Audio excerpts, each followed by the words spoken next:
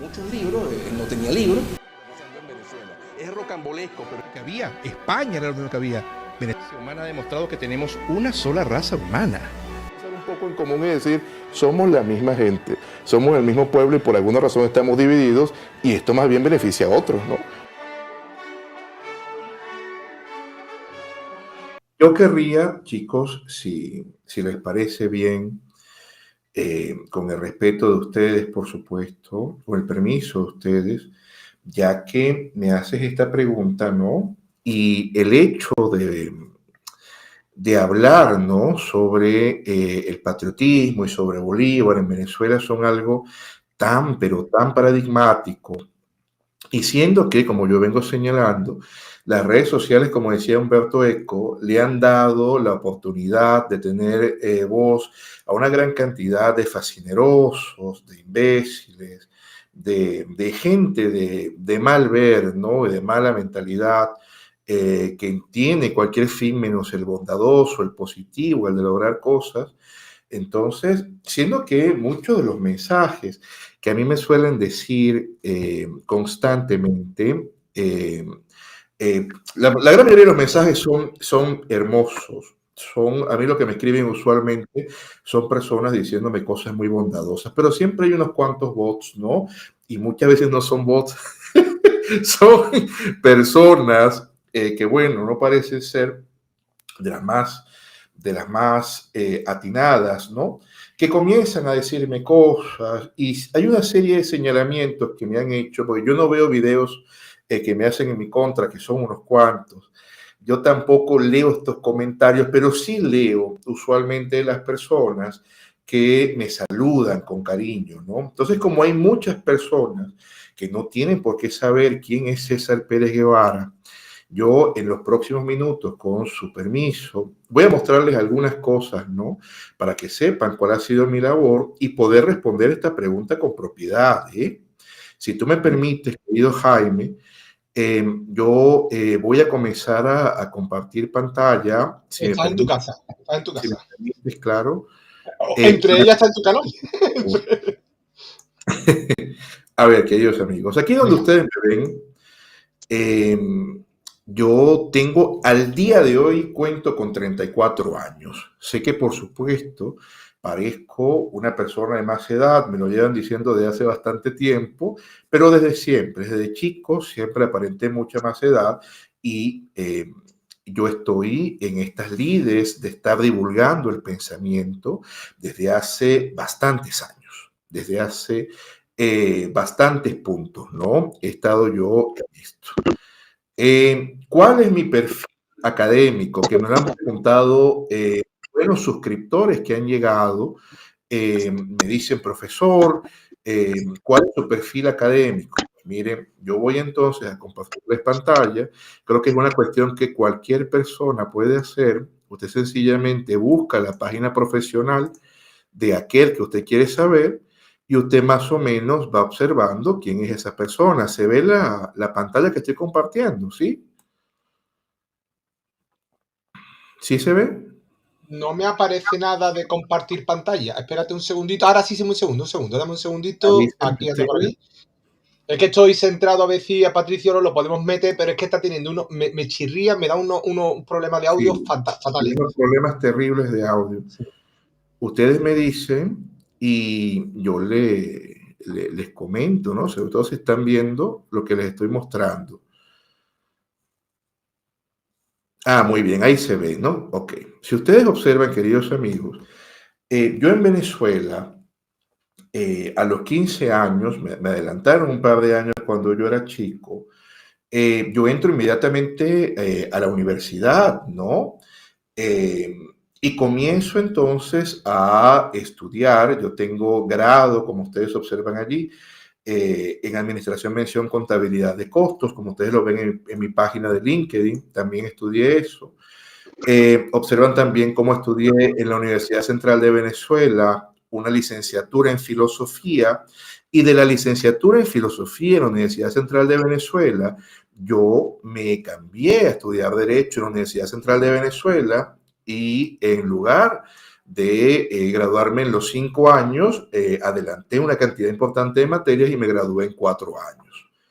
Luego ustedes observarán que yo realizo una especialización en Derecho Procesal Constitucional del año 2016 al año 2018. Y entonces soy abogado constitucionalista. Esa es la razón por la cual yo digo que soy abogado constitucionalista. Ahora bien, mientras yo hacía esa especialización, por fin yo pude llevar adelante lo que fue el estudio de lo que había sido siempre mi pasión, que era la historia, ¿no?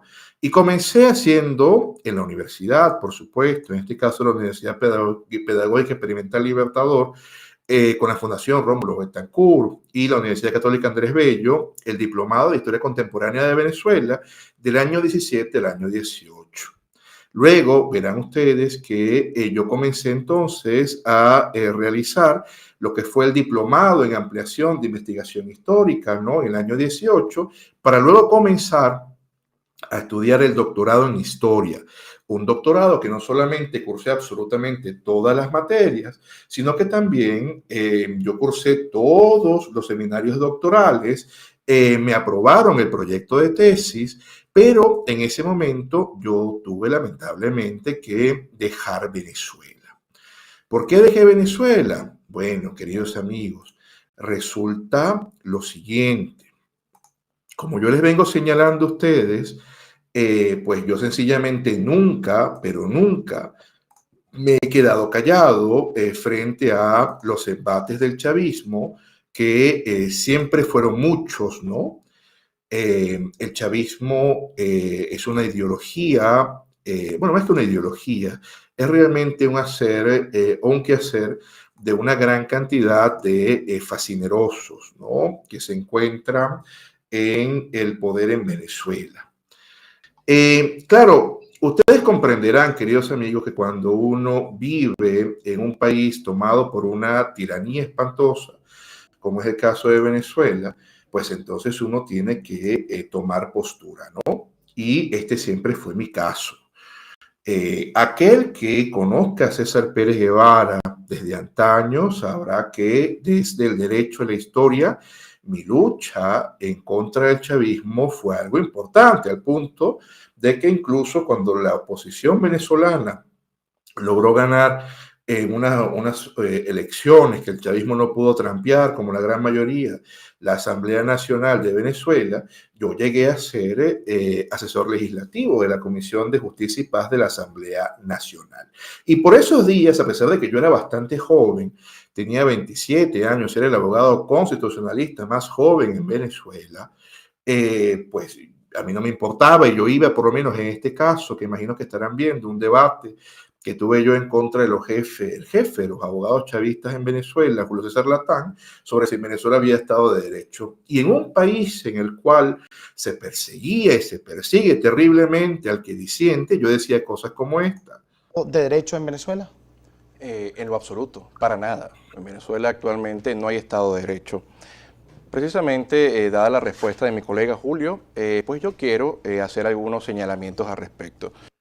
Entonces, mientras otros estaban por allí tranquilamente, sencillamente escribiendo para periódicos chavistas, mientras estaban otros por allí sirviendo a los chavistas en sus programas de televisión, ¿no? Y inventándose esta cantidad de sinvergüenzuras que ellos llaman historia de la insurgencia y otras cosas, pues sencillamente ustedes me veían a mí, no en cualquier lugar, me veían ustedes a mí en primera línea en una televisión nacional, siempre hablando acerca de la libertad, siempre hablando acerca de las cosas positivas, ¿no?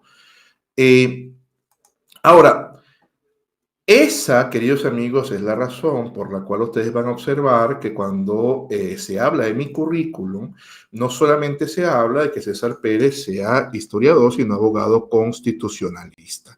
Ahora bien, también es un hecho, y yo creo que es importante porque no todo el mundo tiene por qué saberlo, es algo plenamente normal, En Venezuela es bastante común, queridos amigos, que usted comience realizando primero una carrera, como el caso de ciencias políticas, como el caso de educación, como el caso de derecho, y luego usted entonces realice los estudios formales en historia, en la maestría o en el doctorado. Eso es algo perfectamente normal y de hecho una gran cantidad de abogados, una gran cantidad de educadores pasan a ser historiadores y son reconocidos como historiadores, algunos teniendo incluso lugares como miembros de la Academia Venezolana de Historia. Y esto es algo perfectamente normal y tendría usted que ser lo suficientemente estúpido o necio o ignorante o fascineroso o estólido en particular para que usted, obviamente ignorando esta situación, usted no tenga a esa persona por historiador. Esa es la razón por la cual ustedes ven que cuando a mí me llaman a un programa de televisión o cuando a mí me invitan a alguna entrevista, a alguna conferencia en particular, a mí me tratan como el profesor César Pérez Guevara y me dicen historiador y me dicen abogado constitucionalista. Algunos también me dicen locutor porque también tengo la certificación como locutor, ¿no? Ahora bien, sigo un poco adelante, ¿no? Porque creo que de este modo queda muy claro, queridos amigos, demostrar pues que sencillamente allí están las credenciales y aquel que lo conozca usted un poco sabrá quién es usted.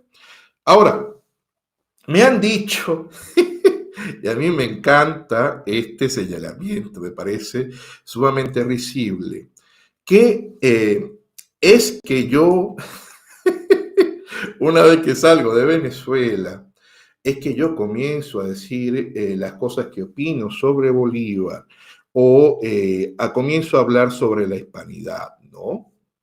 Bueno, esto, claro, de una búsqueda, cualquiera puede observar que también le hace un flaco favor a la realidad, ¿no?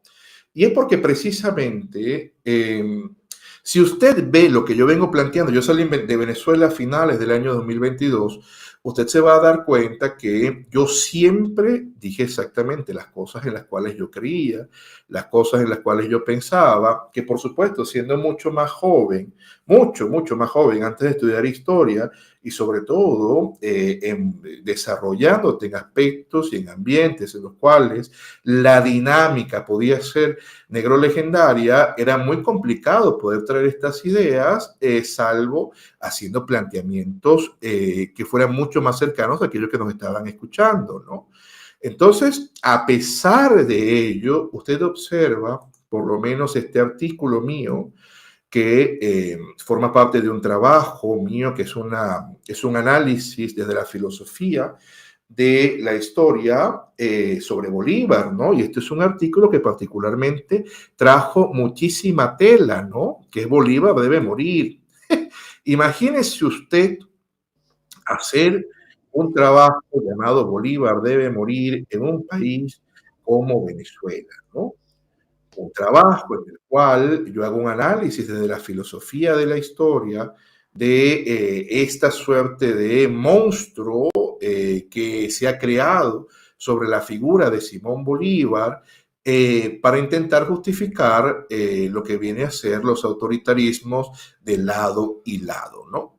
Pero mientras yo también hacía esta clase de análisis desde esta época, ¿no? Obviamente usted no puede hablar del mismo modo en el cual usted habla en trabajos dirigidos hacia la academia. Usted no puede hablarlos también para el gran público, ¿no? Porque en el público o en el gran público la gente no le va a hacer ni caso a lo que usted está diciendo y mi punto siempre fue difundir estas ideas, mi punto siempre ha sido difundir las cosas en las cuales creo, ¿no? Aquí entonces, yo en un trabajo, un paper arbitrado que se publica, como ustedes están observando ahora mismo, en la revista de Legislación y Jurisprudencia Venezolana, en el año 2020, yo hago un análisis de lo que es el discurso de Angostura de Simón Bolívar, ¿no? A ver, bueno, ¿qué es lo que hay allí? Lo hago desde la perspectiva, una perspectiva histórico-jurídica, porque de hecho este análisis fue hecho en virtud del doctorado en historia en la Universidad Católica Andrés Bello, ¿no? Entonces, vean esta frase. En la presente investigación hemos observado cómo al momento de intentar concluir la verdadera intención de Bolívar en cuanto a tradición jurídica en el discurso de Angostura, llegamos a una clara discusión. Toda vez que o Bolívar no sabía realmente lo que planteaba jurídicamente y por tanto erra proponiendo instituciones que eran adaptables de algún modo a una misma tradición, o sobre el discurso de Angostura priva más lo político que lo jurídico, y Bolívar miente claramente en su decir, escondiendo detrás de su promoción británica de quienes pretendía conservar a su favor, ya que eran sus principales socios en la guerra, un proyecto bonapartista, como ha sido señalado en varias ocasiones, tesis con la cual, como hemos señalado, congeniamos. Entonces, también desde una perspectiva netamente académica, usted va a observar que yo siempre me he pronunciado, y estando en Venezuela, lo cual era particularmente complicado y peligroso, a pesar de que cualquier fascineroso pueda decir hoy en día, bueno, ¿qué tiene de preocupado? Claro, si usted sencillamente es una persona que no tiene ningún tipo de relevancia para nadie, nada más tiene algún tipo de red social en la cual dice tonterías y comenta boberías, pues obviamente usted puede decir lo que usted le provoque, pero los que tenemos algún tipo de exposición pública y hacemos cosas públicas, pues créame usted que se mete en problemas. Seguimos en la televisión, pues mire, usted observe las cosas que yo decía por allá, precisamente esto es en el canal Globovisión, que por cierto, Globovisión, esto es lo que pasa con Venezuela, ¿no? Para que más o menos sepan los que son extranjeros y no conocen, ¿no? Lo que ocurre en Venezuela. El chavismo se hizo cargo de todos los medios de comunicación. Todos los medios de comunicación se los quedó el chavismo. Pero el caso de Globovisión, para los chavistas, intentar de alguna manera decir que había libertad de expresión o que era un medio que permitía otras ideas, pues nos invitaba a unos cuantos de los que pensábamos otra cosa, y nosotros íbamos para allá a decir, cuando éramos realmente, yo diría, no sé qué calificativo darnos, pero decir cosas allí para que después nos persiguieran, ¿no? Pues ustedes van a ver entonces las cosas que yo decía, por lo menos este 5 de julio, que me invitaron a hablar en Venezuela. ¿Como ese? Mira, yo te podría decir que no solamente es el caso de Venezuela. Esto es algo que es estudiado en la actualidad.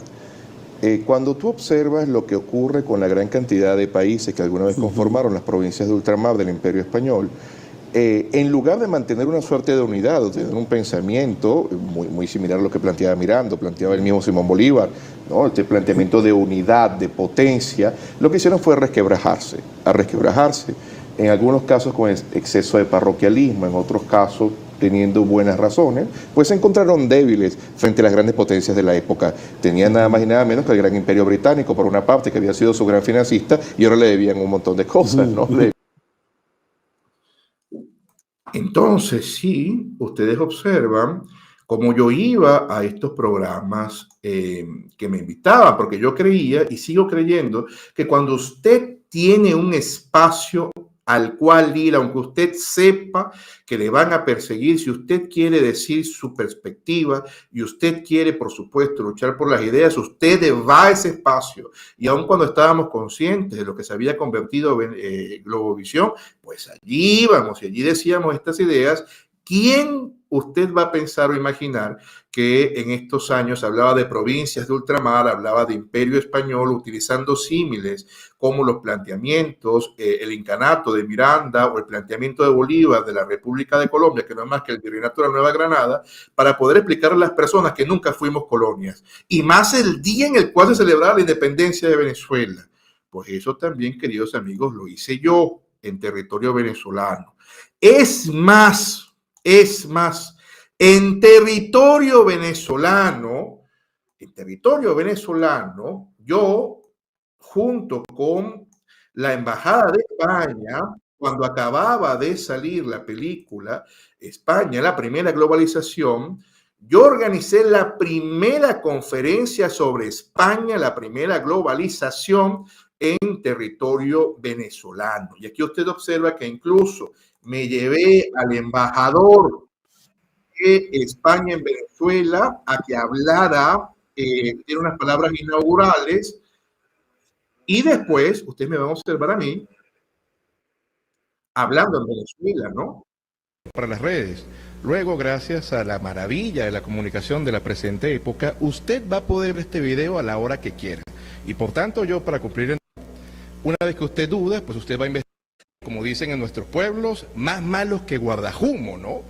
Venezuela nos han educado a través de lo que se ha planteado en el documental como la leyenda negra antiespañola. Esa que dice que los españoles fundamentalmente eran la quinta esencia de la maldad. Eran, como dicen en nuestros pueblos, más malos que guardajumo, ¿no? Y por tanto, ¿cómo es eso que esta gente hizo absolutamente todas esas cosas?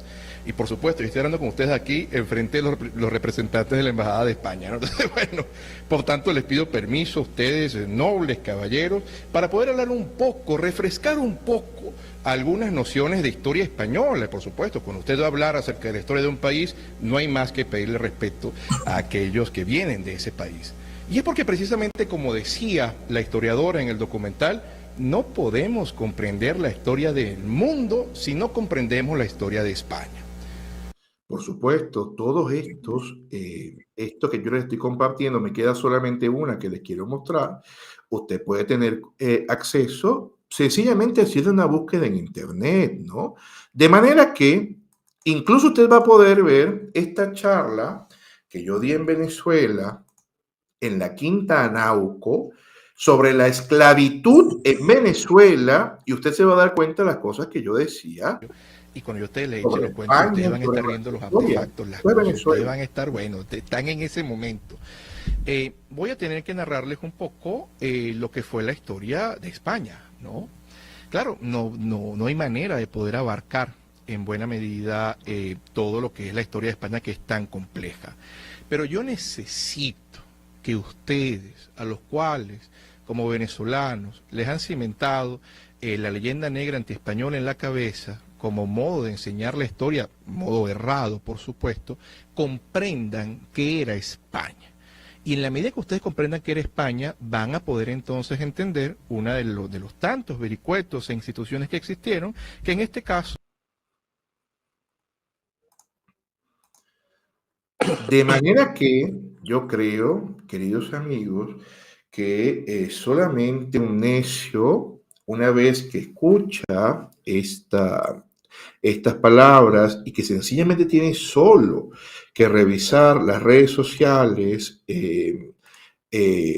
para darse cuenta, ¿no? O páginas como YouTube, entre otras, para saber con quién está hablando, solamente alguien de muy mala fe, pero muy mala fe, podría hablar en torno a una persona, como es mi caso, que me he esmerado durante toda mi vida por llevar adelante las ideas en las cuales creo, que mi pensamiento se ha enriquecido, como usted no tiene una idea desde que era ese joven veinteañero, que por supuesto comenzaba a dar conferencias en Caracas, Venezuela, y actualmente me encuentro en España, y España me ha acogido tal cual como lo que soy, un hispano, uno más y un hijo más.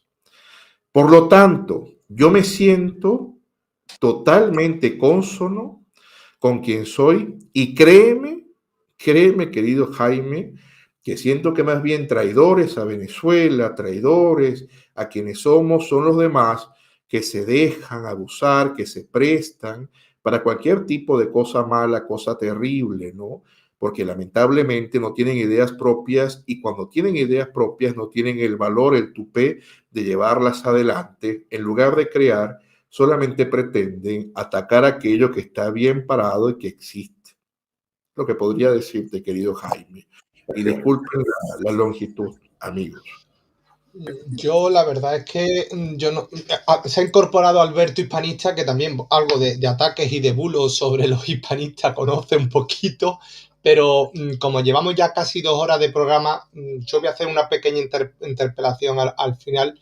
Me gustaría, Alberto, si estás por ahí, y Brigada, que hagáis también vuestra pequeña intervención, agradeciéndose, César. Y antes de que intervenga Alberto y Luis, quiero decirte una cosa. Somos más de 500 personas. Seguramente nos verán miles de personas. Espero que se comparta este directo. Pero la labor que tú has hecho en circunstancias muy difíciles, muy adversas, porque estar aquí, en el salón de mi casa, cómodamente, estando en un país que todavía, y digo todavía porque la libertad se tiene que trabajar día a día, no se consigue, no se hereda, no permanece, es algo variable, es algo que hoy puede estar y mañana puede desaparecer. Tuvimos un régimen dictatorial hace 40 y tantos años. Cuando escucho una persona como tú, que estás en tu casa, porque como dice Patricio Long, al que no hemos podido mantener hoy por problemas técnicos, es que no éramos de España, éramos España. Y como decía Marcelo Gullo, que también lo dijo este compatriota tuyo, youtuber, es que España, en este lado del charco, se quedó con el nombrecito de España, pero España éramos todos.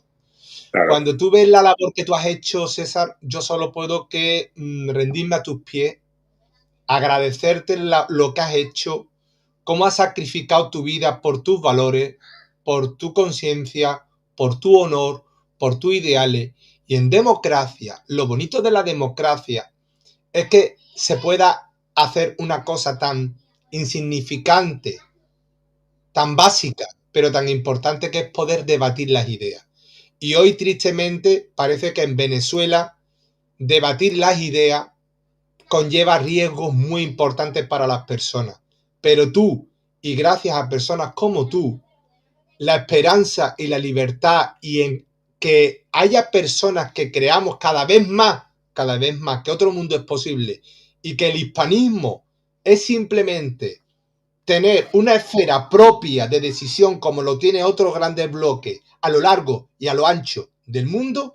Quiero decirte, César, que muchas gracias por la labor que has hecho, por la que estás haciendo y por la que está por hacer. Solo te quería decir esto y de verdad, de corazón, muchísimas gracias. Pero me parece importante, ¿no?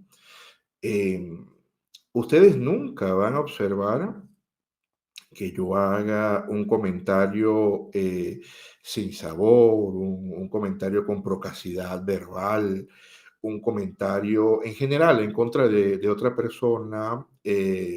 Usualmente, si es un colega, pues usualmente yo al colega le trato con el mayor de los respetos, con el mayor de los respetos, aunque no esté de acuerdo con él, porque yo creo que eso forma parte, ¿no?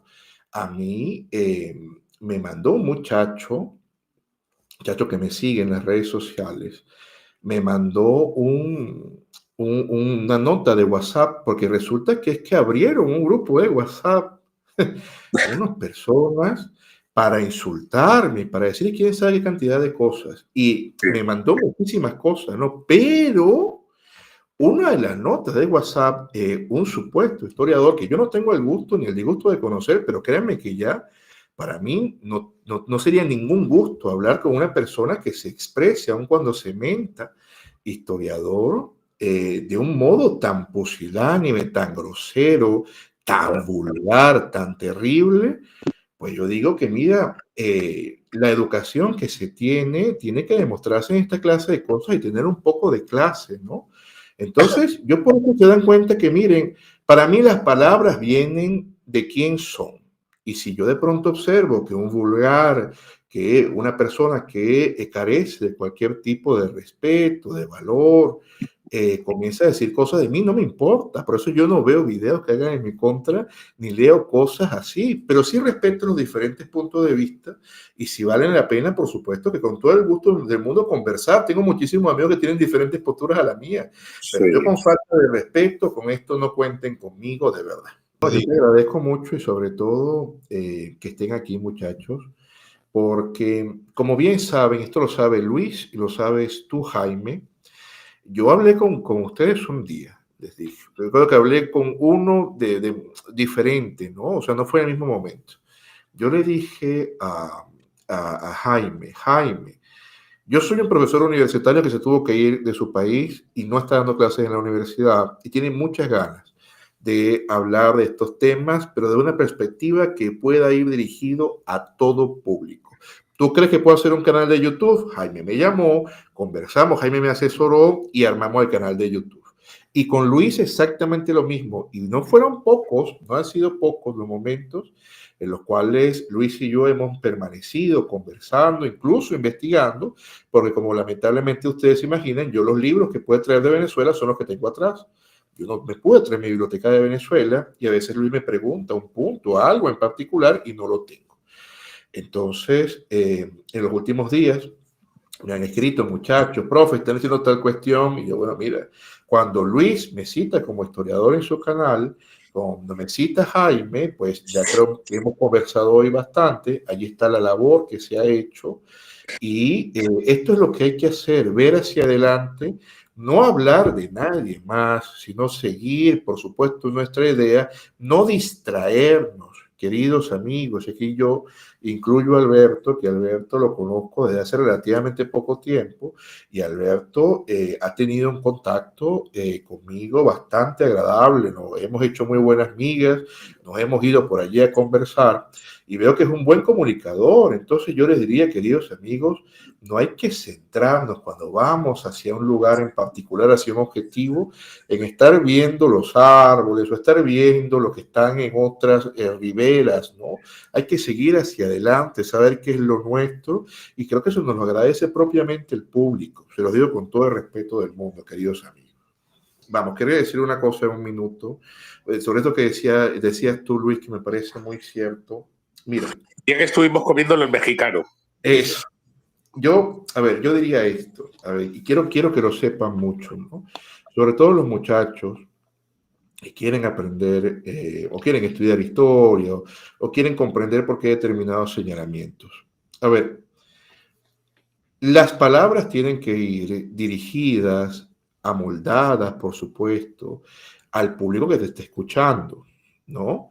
Si bien es cierto, la idea que tú defiendes tiene, por supuesto, que ser sustancialmente la misma, cuando tú comienzas dirigiéndote de un modo errado a un público que no tiene absolutamente nada que ver, pues el mensaje no va a llegar, porque la idea precisamente de un mensaje es que pueda trasladarse directamente a aquellos que tú quieres que se traslade del modo correcto. Por lo tanto, comprenderán ustedes que cuando yo he dado clases en la universidad, en España, aún no estoy dando clases en la universidad, por supuesto, el proceso de asimilarse es un poco más complicado, pero cuando yo daba clases en la universidad, tanto en posgrado como en pregrado, ¿no? Particularmente en la Universidad Monte Ávila, en Caracas, que son los últimos lugares en los que yo he dado clase en Venezuela, pues sencillamente usted tiene que manejar determinados términos, usted tiene que tener conciencia de que el alumno que le está escuchando a usted, por lo menos en el caso del posgrado, que era el posgrado de Derecho Procesal Constitucional, en el cual yo era profesor, ¿no? Y la gran mayoría de alumnos eran jueces. Y por supuesto tú tenías la conciencia de que los jueces manejaban determinados conceptos, determinadas definiciones, y por lo tanto podías hablar de otras cosas, de otros términos, de todo con un poco más de complejidad. Si usted pretende, so pena de sentirse, no lo sé, importante quizás, o sentirse poderoso, llegar a las redes sociales, hablar exactamente los mismos términos de los cuales usted habla en una clase de posgrado, pues yo creo que usted va a fracasar. Porque cuando usted comienza a hablar en las redes sociales, a difundir un mensaje, siendo que las redes sociales son de acceso público, yo puedo creer o puedo pretender que usted quiere que ese mensaje llegue a la mayor cantidad de personas posibles. Si esto es así, entonces obviamente usted de alguna manera no es que vaya a depauperar el lenguaje, porque yo creo que se han dado cuenta, y cualquiera puede observarlo en cualquiera de mis videos, que yo procuro mantener el mejor lenguaje posible, pero no por ello, obviamente, yo no dejo de hacer que el mensaje sea mucho más fácil de ser aprendido, de ser escuchado en las redes sociales por parte de un público más general, ¿no? Esto también son algunas de las cosas que algún grupo dice, ¿no? Que a veces me no, pero es que tu mensaje es muy sencillo. Este hombre, ¿cómo a este hombre se le ocurre despachar esa idea? Pues mira, estoy en una red social y yo quiero que esto llegue a la mayor cantidad de gente posible. Estoy dictando una conferencia para público en general, como son la mayor cantidad de conferencias que yo dicto en España, ¿no? Entonces, obviamente, queridos amigos, usted entenderá que lo importante es que usted utilice las herramientas adecuadas en el momento adecuado y eso va a hacer que su mensaje tenga éxito. Y yo creo que esa es la razón por la cual, gracias a Dios, ustedes van a darse cuenta que constantemente me llaman a mí para dictar conferencias, dictar charlas, y creo que le está yendo en la medida de lo posible bien al canal de YouTube, ¿no? Eso solamente quería decirlo, porque también por lo menos el tema de Isabel la Católica, Madre de América, claro, cuando tú haces un señalamiento como este, que me decía Luis hace poco, yo no he leído ningún tipo de crítica a ese planteamiento. Yo, la mayoría de la gente que he leído ha dicho cosas bastante bellas. Cuando tú tienes un planteamiento al final de la Edad Media e inicio de la Edad Moderna, con el cual vas a conseguirte con que una persona en particular decide cambiar incluso los planteamientos establecidos en las partidas de Alfonso X el Sabio sobre la esclavitud. Cuidado, que era un derecho castellano de bastante vieja data. Cuidado, que quiera saber lo que vaya a mi video de historia de la esclavitud de la historia de la esclavitud en el mundo hispano en mi canal de YouTube. Usted se dará cuenta que esa persona, al mostrar esa no solamente empatía, sino ese amor y tratar de hijos a aquellos que se estaban consiguiendo, es lo que permite que se abra la línea de continuidad histórica en la cual el resto de monarcas que le van a seguir a ella, por supuesto, no solamente el brevísimo Felipe el Hermoso junto con doña Juana I de Castilla, llamada la Loca, sino en particular su nieto Carlos I de España y V del Sacro Imperio Romano Germánico, pueda mantener esa línea de continuidad en la cual también son hijos, también son súbditos y por lo tanto el matrimonio que ya se estaba planteando no existe. Si no existe ese momento originario en América y en lugar de su majestad Isabel la Católica se hubiese encontrado en el trono otra persona que no manejara esa axiología, pues muy fácilmente ha podido mandarse a hacer las tropelías de las cuales se acusa España y seguramente hoy en día, en lugar de ser un continente mestizo, seríamos sencillamente un continente poblado por una etnia en particular europea, ¿no? Y eso no fue lo que ocurrió. Por lo tanto, yo lo vuelvo otra vez a reafirmar, y allí está el video. Para mí, la Madre de América es Isabel la Católica. Pero bueno, es mi pensamiento, es mi punto de opiniones. Muchos libros, no tenía libros. Es rocambolesco, pero que había. España era lo único que había. Venezuela humana ha demostrado que tenemos una sola raza humana. Un poco en común es decir, somos la misma gente, somos el mismo pueblo y por alguna razón estamos divididos y esto más bien beneficia a otros, ¿no?